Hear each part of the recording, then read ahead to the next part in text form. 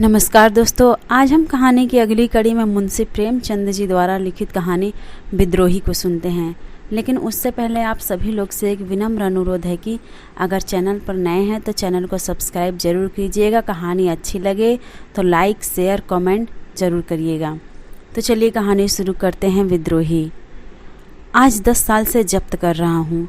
अपने इस नन्हे से हृदय में अग्नि का दहकता हुआ कुंड छिपाए बैठा हूँ। संसार में कहीं शांति होंगी, कहीं सैर तमाशे होंगे, कहीं मनोरंजन की वस्तुएं होंगी। मेरे लिए तो अब यही अग्नि राशि है और कुछ नहीं। जीवन की सारी अभिलाषाएं इसी में जलकर राख हो गईं। किससे अपनी मनोव्यथा कहूँ? फ़ायदा ही क्या? जिसके भाग्य में रुदन अनंत रुदन हो उसका मर जाना ही अच्छा है।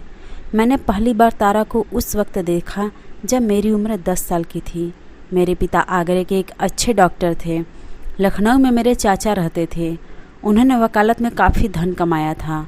मैं इन दिनों चाचा के साथ ही रहता था। चाचा के कोई संतान न थी, इसलिए मैं ही उनका वारिस था। चाचा और चाची दोनों मुझे अपना पुत्र समझते थे। मेरी माता बचपन में ही सिधार चुकी थी। मातृ स्नेह का जो कुछ प्रसाद मिला वह चाची जी की ही भिक्षा थी। वही भिक्षा मेरे उस मातृ प्रेम से वंचित बालपन की सारी विभूति थी। चाचा साहब के पड़ोस में हमारी बिरादरी के एक बाबू साहब और रहते थे। वह रेलवे विभाग में किसी अच्छे ओहदे पर थे। 200-250 रुपये पाते थे। नाम था विमल चंद्र। तारा उन्हीं की पुत्री थी। उस वक्त उसकी उम्र 5 साल की होगी। बचपन का वह दिन आज भी आंखों के सामने है जब तारा एक फ्रॉक पहने, बालों में गुलाब का फूल गूंथे हुए मेरे सामने आकर खड़ी हो गई। कह नहीं सकता क्यों मैं उसे देखकर झेपसा गया। वह मुझे देव कन्या सी मालूम हुई, जो उषा काल के सौरभ और प्रकाश से रंजित आकाश से उतर आई हो। उस दिन से तारा अक्सर मेरे घर आती। उसके घर में खेलने की जगह न थी। चाचा साहब के घर के सामने लंबा चौड़ा मैदान था, वहीं वह खेला करती थी। धीरे धीरे मैं भी उससे मानूस हो गया। मैं जब स्कूल से लौटता तो तारा दौड़कर मेरे हाथों से किताबों का बस्ता ले लेती। जब मैं स्कूल जाने के लिए गाड़ी पर बैठता तो वह भी मेरे साथ आकर बैठ जाती। एक दिन उसके सामने चाचा जी ने चाची जी से कहा, तारा को मैं अपनी बहू बनाऊंगी। क्यों कृष्णा, तू तारा से ब्याह करेगा? मैं शर्म के मारे भाग गया, लेकिन तारा वहीं खड़ी रही, मानो चाची ने उसे मिठाई देने को बुलाया हो। उस दिन से चाचा और चाची में अक्सर यही चर्चा होती, कभी सलाह के ढंग से, कभी मजाक के ढंग से। उस अवसर पर तो मैं सर मारकर बाहर भाग जाता था, पर तारा खुश होती थी। दोनों परिवारों में इतना लगाव था कि इस संबंध का हो जाना कोई असाधारण बात न थी। तारा के माता पिता को तो इसका पूरा विश्वास था कि तारा से मेरा विवाह होगा। मैं जब उनके घर जाता तो मेरी बड़ी आव भगत होती। तारा की माँ उसे मेरे साथ छोड़कर किसी बहाने से टल जाती थी। किसी को अब इसमें शक न था कि तारा ही मेरी हृदयश्वरी होगी। एक दिन उस सरला ने मिट्टी का एक घरौंदा बनाया। मेरे मकान के सामने नीम का पेड़ था। उसी की छाँव में वह घरौंदा तैयार हुआ। उसमें कई जरा से कमरे थे, कई मिट्टी के बर्तन, एक नन्ही से चारपाई थी। मैंने जाकर देखा तो तारा घरौंदा बनाने में तन्मय हो रही थी। मुझे देखते ही दौड़कर मेरे पास आई और बोली, कृष्णा चलो हमारा घर देखो, मैंने अभी बनाया है। घरौंदा देखा तो हंसकर बोला, इसमें कौन रहेगा तारा? तारा ने ऐसा मुंह बनाया मानो यह व्यर्थ का प्रश्न था। बोली, क्यों, हम और तुम कहाँ रहेंगे? जब हमारा तुम्हारा विवाह हो जाएगा तो हम लोग इसी घर में आकर रहेंगे। वह देखो तुम्हारी बैठक है, तुम यहीं बैठकर पढ़ोगे। दूसरा कमरा मेरा है, मैं इसमें बैठकर मेरी गुड़िया के साथ खेलूँगी। मैंने हंसी करके कहा, क्यों, क्या मैं सारी उम्र पढ़ता ही रहूँगा और तुम हमेशा गुड़िया ही खेलती रहोगी? तारा ने मेरी तरफ इस ढंग से देखा जैसे मेरी बात नहीं समझी। पगली जानती थी कि ज़िंदगी खेलने और हंसने के लिए ही है। यह न जानती थी कि एक दिन हवा का एक झोंका आएगा और इस घरौंदे को उड़ा ले जाएगा और इसी के साथ हम दोनों भी कहीं से कहीं जा उड़ेंगे। इसके बाद मैं पिताजी के पास चला आया और कई साल तक पढ़ता रहा। लखनऊ की जलवायु मेरे अनुकूल न थी या पिताजी ने मुझे अपने पास रखने के लिए यह बहाना किया था, मैं निश्चय नहीं कह सकता। इंटरमीडिएट तक मैं आगरे में ही पढ़ा, लेकिन चाचा साहब के दर्शनों के लिए बराबर जाता रहता था। हर एक तालील में लखनऊ अवश्य जाता और गर्मियों की छुट्टी तो पूरी लखनऊ में ही कटती थी। एक छुट्टी गुजरते ही दूसरी छुट्टी आने के दिन गिनने लग जाता था।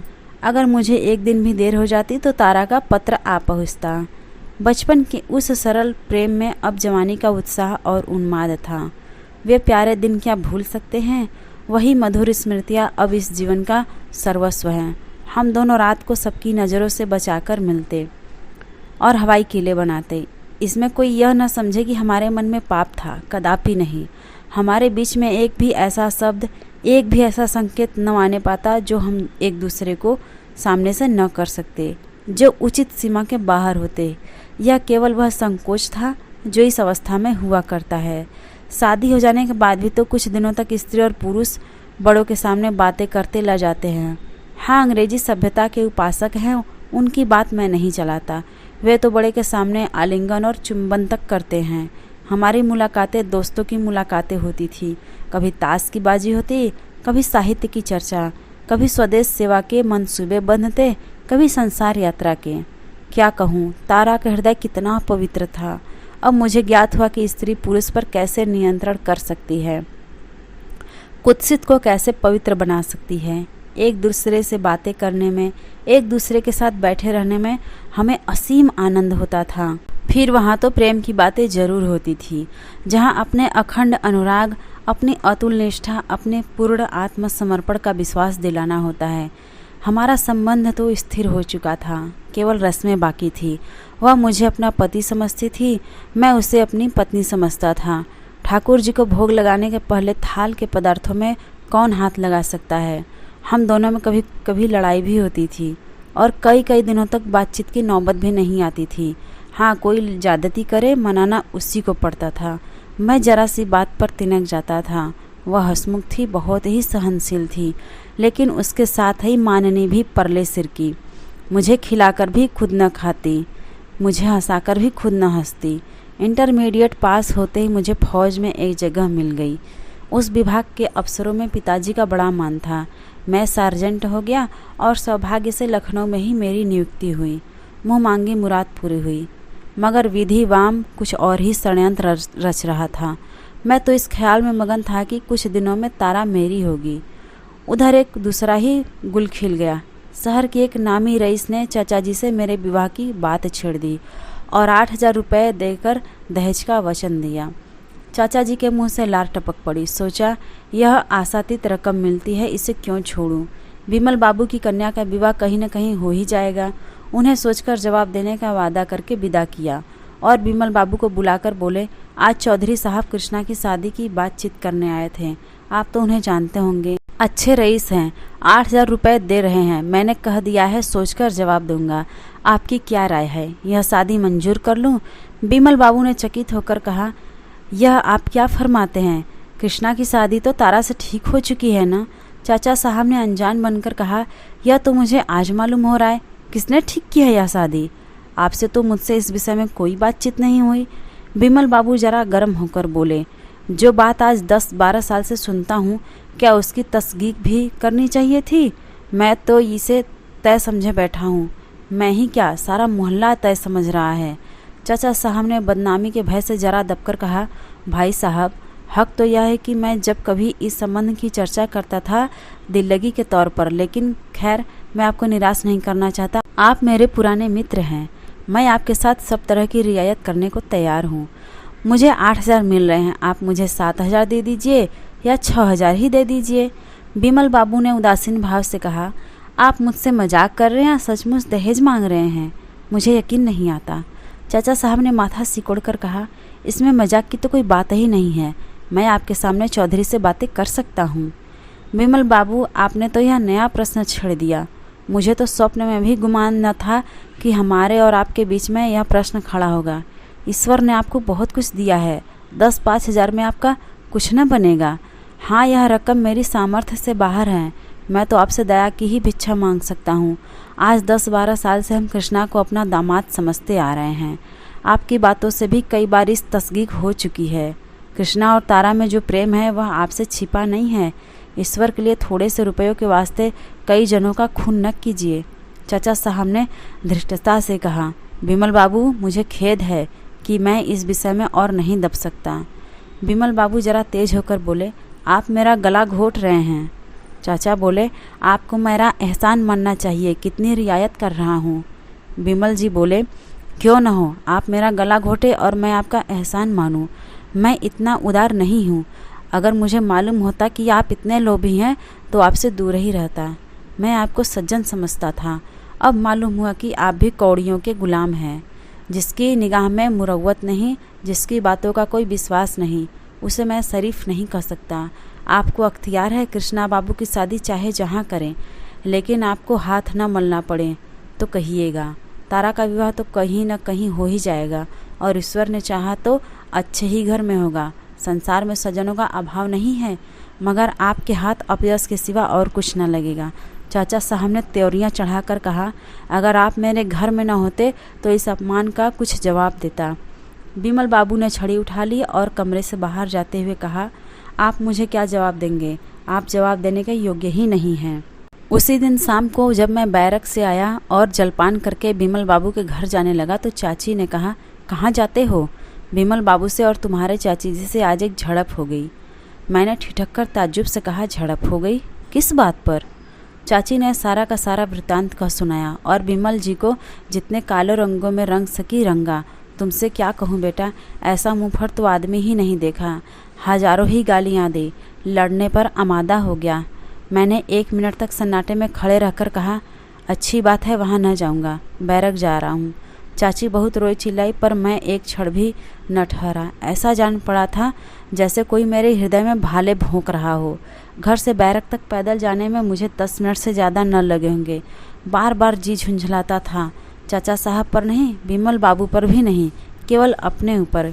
क्यों मुझ में इतनी हिम्मत नहीं है कि जाकर चाचा साहब से कह दूँ, कोई मुझे लाख रुपए भी दे तो शादी न करूँगा। मैं क्यों इतना डरपोक, इतना तेजहीन, इतना दब्बू हो गया? इसी क्रोध में मैंने पिताजी को एक पत्र लिखा और वह सारा वृत्तांत सुनाने के बाद अंत में लिखा, मैंने निश्चय कर लिया है कि और कहीं शादी न करूँगा, चाहे मुझे आपकी अवज्ञा ही क्यों न करनी पड़े। उस आवेश में न जाने क्या क्या लिख गया, अब याद भी नहीं।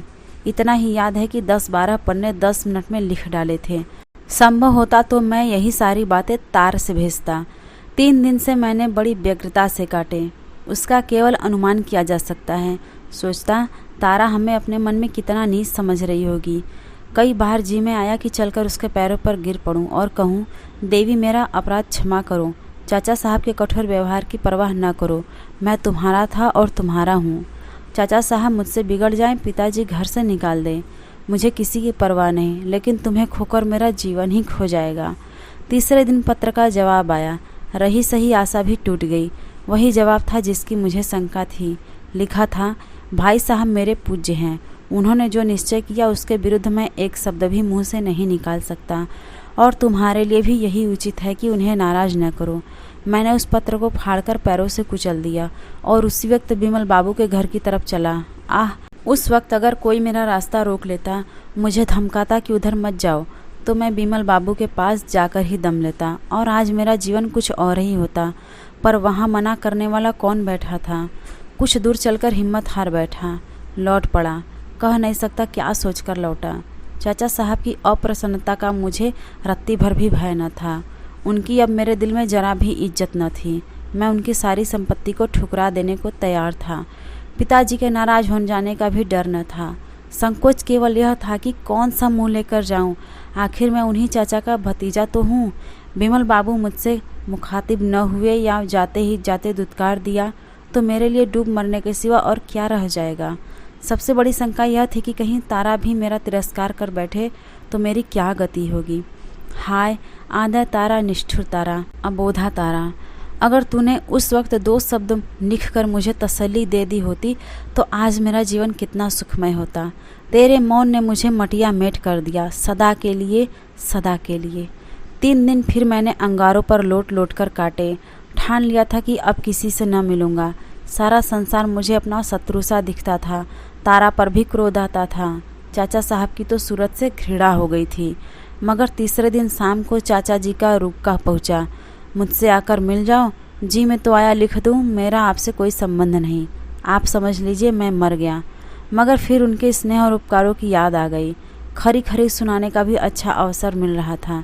हृदय में युद्ध का नशा और जोश भरे हुए मैं चाचा जी की सेवा में पहुंच गया।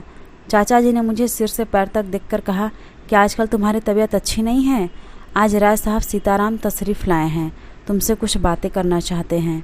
कल सवेरे मौका मिले तो चले आना, या तुम्हें लौटने की जल्दी ना हो तो मैं इसी वक्त बुला भेजूं। मैं समझ तो गया कि यह राय साहब कौन है, लेकिन अनजान बनकर बोला, यह राय साहब कौन है? मेरा तो उनसे कोई परिचय नहीं है। चाचा जी ने लापरवाही से कहा, अजी यह वही महाशय हैं जो तुम्हारे ब्याह के लिए घेरे हुए हैं। शहर के रईस और कुलीन आदमी है, लड़की भी बहुत अच्छी है, कम से कम तारा से कई गुनी अच्छी। मैंने हाँ कर लिया है। तुम्हें भी जो बातें पूछनी हो उनसे पूछ लो। मैंने आवेश में उमड़ते हुए तूफान को रोककर कहा, आपने नाहक हाँ की, मैं अपना विवाह नहीं करना चाहता। चाचा जी ने मेरी तरफ आंखें फाड़ कर कहा, क्यों? मैं उसी निर्भीकता से जवाब दिया, इसलिए कि मैं इस विषय में स्वाधीन रहना चाहता हूँ। चाचा साहब ने जरा नर्म होकर कहा, मैं अपनी बात दे चुका हूँ, क्या तुम्हें इसका कुछ ख्याल नहीं है? मैंने उदंडता से जवाब दिया, जो बात पैसों पर बिकती है उसके लिए मैं अपनी ज़िंदगी नहीं खराब कर सकता। चाचा साहब ने गंभीर भाव से कहा, यह तुम्हारा आखिरी फैसला है? जी हाँ, आखिरी। चाचा बोले, पछताना पड़ेगा। मैं बोला, आप इसकी चिंता न करें, आपको कष्ट देने नहीं आऊँगा। चाचा बोले, अच्छी बात है। यह कहकर वह उठे और अंदर चले गए। मैं कमरे से निकला और बैरक की तरफ चला। सारी पृथ्वी चक्कर खा रही थी, आसमान नाच रहा था और मेरी देह हवा में उड़ी जाती थी। मालूम होता था पैरों के नीचे की ज़मीन ही नहीं है। बैरक में पहुंचकर मैं पलंग पर लेट गया और फूट फूट कर रोने लगा। माँ बाप, चाचा चाची, धन दौलत सब कुछ होते हुए भी मैं अनाथ था। उफ, कितना निर्दय आघात था। सवेरे हमारे रेजिमेंट को देहरादून जाने का हुक्म हुआ। मुझे आंखें से मिल गई। अब लखनऊ काट खाने को दौड़ता था। उसके गली कूचों से घृणा तक हो गई थी। एक बार जी में आया चलकर तारा से मिल लूं, मगर फिर वही शंका हुई, कहीं वह मुखातिब न हुई तो। बिमल बाबू इस दशा में मुझसे उतना ही स्नेह दिखाएंगे जितना अब तक दिखाते आए हैं, इसका मैं निश्चय न कर सका। पहले मैं एक धनी परिवार का दीपक था, अब एक अनाथ युवक जिसे मजूरी के सिवा और कोई अवलंबन नहीं था। देहरादून में अगर कुछ दिन मैं शांति से रहता तो संभव था मेरा आहत हृदय संभल जाता और मैं बिमल बाबू को मना लेता। लेकिन वहाँ पहुँचे एक भी सप्ताह न हुआ था कि तारा का पत्र मिल गया। पते को देखकर मेरा हाथ कांपने लगा, समस्त देह में कंपन सा होने लगा। शायद शेर को सामने देखकर मैं इतना भयभीत न होता। हिम्मत ही नहीं पड़ती थी कि उसे खोलूं। वही लिखावट थी, वही मोतियों की लड़ी, जिसे देखकर मेरे लोचन तृप्त से हो जाते थे, जिसे चुमता था और हृदय से लगाता था। वही काले अक्षर आज नागिनों से भी ज़्यादा डरावने मालूम होते थे। अनुमान कर रहा था कि उसने क्या लिखा होगा, पर अनुमान की दूर तक दौड़ भी पत्र के विषय तक न पहुंच सकी। आखिर एक बार कलेजा मजबूत करके मैंने पत्र खोल डाला। देखते ही आंखों में अंधेरा छा गया। मालूम हुआ किसी ने शीशा पिघलाकर पिला दिया। तारा का विवाह तय हो गया था। शादी होने में कुल 24 घंटे बाकी थे। उसने मुझसे अपनी भूलों के लिए क्षमा मांगी थी और विनती की थी, मुझे भुला मत देना। पत्र का अंतिम वाक्य पढ़कर मेरी आंखों से आंसुओं की झड़ी लग गई। लिखा था, यह अंतिम प्यार लो। अब आज से मेरे और तुम्हारे बीच में केवल मैत्री का नाता है, मगर कुछ और समझूं तो वह अपने पति के साथ अन्याय होगा, जिसे शायद तुम सबसे ज़्यादा नापसंद करोगे। बस इससे अधिक और न लिखूंगी। बहुत अच्छा हुआ कि तुम यहाँ से चले गए। तुम यहाँ रहते तो तुम्हें भी दुख होता और मुझे भी। मगर प्यारे, अपनी इस अभागिनी तारों को भूल न जाना। तुमसे यही अंतिम निवेदन है। मैं पत्र को हाथ में लिए लिए लेट गया। मालूम होता था छाती फट जाएगी। भगवान, अब क्या करूं? जब तक मैं लखनऊ पहुंचूंगा बारात द्वार पर आ चुकी होगी, यह निश्चय था। लेकिन तारा के अंतिम दर्शन करने की प्रबल इच्छा को मैं किसी तरह से रोक न सकता था। वही अब जीवन की अंतिम लालसा थी। मैंने जाकर कमांडिंग ऑफिसर से कहा, मुझे एक बड़े ज़रूरी काम से लखनऊ जाना है, 3 दिन की छुट्टी चाहता हूँ। साहब ने कहा, अभी छुट्टी नहीं मिल सकती। मैंने कहा, मेरा जाना ज़रूरी है। साहब ने कहा, तुम नहीं जा सकते। मैंने बोला, मैं किसी तरह नहीं रुक सकता। साहब बोले, तुम किसी तरह नहीं जा सकते। मैंने और अधिक आग्रह न किया, वहाँ से चला आया। रात की गाड़ी से लखनऊ जाने का निश्चय कर लिया। कोर्ट मार्शल का अब मुझे जरा भी डर न था। जब मैं लखनऊ पहुँचा तो शाम हो गई थी। कुछ देर तक मैंने प्लेटफॉर्म से दूर खड़ा खूब अंधेरा हो जाने का इंतज़ार करता रहा। तब अपनी किस्मत के नाटक का सबसे भीषण कांड देखने चला। बारात द्वार पर आ गई थी। गैस की रोशनी हो रही थी। बाराती लोग जमा थे। हमारे मकान की छत तारा की छत से मिली हुई थी। रास्ता मर्दाने कमरे के बगल से था। चाचा साहब कहीं सैर करने गए हुए थे। नौकर चाकर सब बारात की बाहर देख रहे थे। मैं चुपके से जीने पर चढ़ गया और छत पर जा पहुंचा। वहां उस वक्त बिल्कुल सन्नाटा था। उसे देखकर मेरा दिल भर आया। हाय, यह वही स्थान है जहां हमने प्रेम के आनंद उठाए थे। यही मैं और तारा एक साथ बैठकर जिंदगी के मंसूबे बांधे करते थे। यह स्थान मेरी आशाओं के स्वर्ग और मेरे जीवन का तीर्थ था। इस जमीन का एक एक अणु मेरे लिए मधुर स्मृतियों से पवित्र था। पर हाय, मेरे हृदय की भांति आज वह भी उजाड़, सुनसान, अंधेरा था। मैं उसी जमीन से लिपटकर खूब रोया, यहाँ तक कि हिचकियाँ बंध गई। काश उस वक्त तारा वहाँ आ जाती तो मैं उसके चरणों पर सिर रखकर हमेशा के लिए सो जाता। मुझे ऐसा भासित होता था कि तारा की पवित्र आत्मा मेरी दशा पर रो रही है। आज भी तारा यहाँ जरूर आई होगी। शायद इसी जमीन पर लिपटकर वह भी रोई होगी। उस भूमि से उसके सुगंधित केसों की महक आ रही थी। मैंने जेब से रुमाल निकाला और वहाँ की धूल जमा करने लगा। एक क्षण में मैंने सारी छत साफ कर डाली और अपनी अभिलाषाओं को, इस राख को हाथ में लिए घंटों रोया। यही मेरे प्रेम का पुरस्कार है। यही मेरी उपासना का वरदान है। मेरे लिए यही जीवन की विभूति है। हाय री यह दुराशा। नीचे विवाह के संस्कार हो रहे थे। ठीक आधी रात के समय वधू मंडप के नीचे आई। अब भांवरे होगी। मैं छत के किनारे चला आया और वह मर्मांतक दृश्य देखने लगा। बस यही मालूम हो रहा था कि कोई हृदय के टुकड़े किए डालता है। आश्चर्य है, मेरी छाती फट क्यों नहीं गई, मेरी आंखें क्यों न निकल पड़ी। वह मंडप मेरे लिए एक चिता थी जिसमें वह सब कुछ मेरे जीवन के लिए आधार था, जलाया जा रहा था। भांवरे समाप्त हो गई तो मैं कोठे से उतरा। अब क्या बाकी था? चिता की राख भी जलमग्न हो चुकी थी। दिल को थामे वेदना से तड़पता हुआ जीने के द्वार तक आया, मगर द्वार बाहर से बंद था। अब क्या हो? उल्टे पांव लौटा। अब तारा के आंगन से होकर जाने के सिवा दूसरा रास्ता न था। मैंने सोचा, इस जमघट में मुझे कौन पहचानता है, निकल जाऊंगा। लेकिन ज्यों ही आंगन में पहुंचा, तारा की माताजी की निगाह पड़ गई। चौंक कर बोली, कौन? कृष्णा बाबू, तुम कब आए? आओ मेरे कमरे में आओ। तुम्हारे चाचा साहब के भय से हमने तुम्हें न्योता नहीं भेजा। तारा प्रातःकाल विदा हो जाएगी, आओ उससे मिल लो। दिन भर से तुम्हारी रट लगा रखी है। यह कहते हुए उन्होंने मेरा बाजू पकड़ लिया और मुझे खींचते हुए अपने कमरे में ले गई। फिर पूछा, अपने घर से होते हुए आए हो ना? मैंने कहा, मेरा घर यहाँ कहाँ है? चाची बोली, क्यों, तुम्हारे चाचा साहब नहीं है? हाँ, चाचा साहब का घर तो है, मेरा घर अब कहीं नहीं। बनने की कभी आशा थी, पर आप लोगों ने यह भी तोड़ दी। हमारा इसमें कोई दोस्त था क्या भैया? लड़की का ब्याह तो कभी न कभी करना था। तुम्हारे चाचा जी ने तो हमें मझधार में छोड़ दिया था, भगवान ने ही उबारा। क्या अभी स्टेशन से चले आ रहे हो? तब तो अभी कुछ खाया भी ना होगा। हाँ, थोड़ा सा जहर लाकर दे दीजिए, यही मेरे लिए सबसे अच्छी दवा है।